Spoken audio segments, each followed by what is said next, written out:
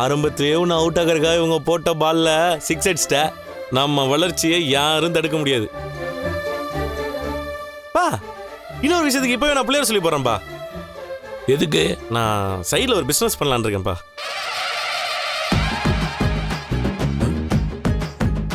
என்ன business? Driving school ஒன்று ஆரம்பிக்கலான் இருக்கோம்ப்பா. நானும் செல்வமும் சேர்ந்தே ஸ்டார்ட் பண்ணலான் இருக்கிறோம். டிரைவிங் ஸ்கூலா? ஆமாப்பா, எனக்கு தெரிஞ்ச வேலை அதானே.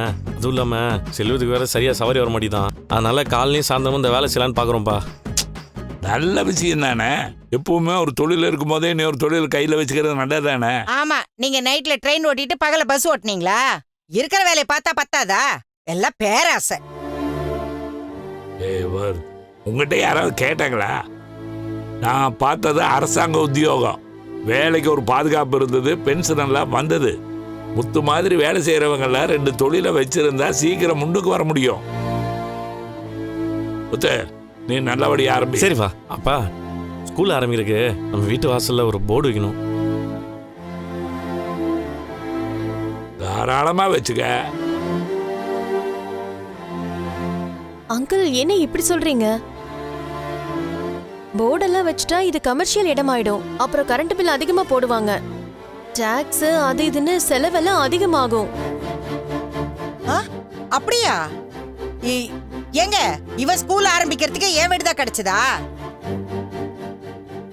அதெல்லாம் இந்த வீட்டு அட்ரஸ்ல எதுவும் பண்ணக்கூடாது. போர்டு மட்டும் தான் பார்க்க போறோம். அத்தை கூட முதல் நாள் வச்சுட்டு அப்புறம் எடுத்துக்கலாம்.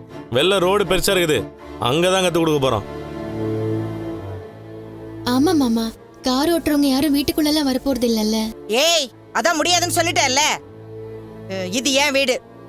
என் பேர்லயும் தான் இருக்கு. அவங்க வேலையை கெடுக்கிறதுனா முதலாளா வந்துருவிய. கரண்ட் பில்லு வந்தா அவன் கட்டிக்கிறான், உனக்கு என்ன?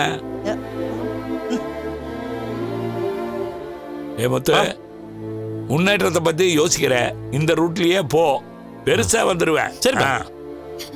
ஏங்க, நான் சொல்றத கொஞ்சம். நீ எதுவும் சொல்ல வேண்டாம், நீ சொன்னதே போதும்.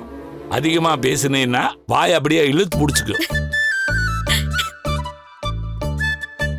டேய் சூப்பர்ரா. Thanks, Muthu, all the best. congrats. Thank you. ஏங்க, எப்படிங்க கரெக்டா அத பத்தி இந்த நேரத்துல சொன்னீங்க? நான் தான் சொன்னேன்ல, டைம் பார்த்து இந்த விஷயத்த சொல்லணும்னு. அதுவும் இல்லாம அம்மா மேல ஒரு தப்பு வந்துடுச்சு. இந்த நேரத்துல இந்த விஷயத்த சொன்னா அவங்க பேச்சு எடுபடாது. அதனால தான் சொன்னேன்.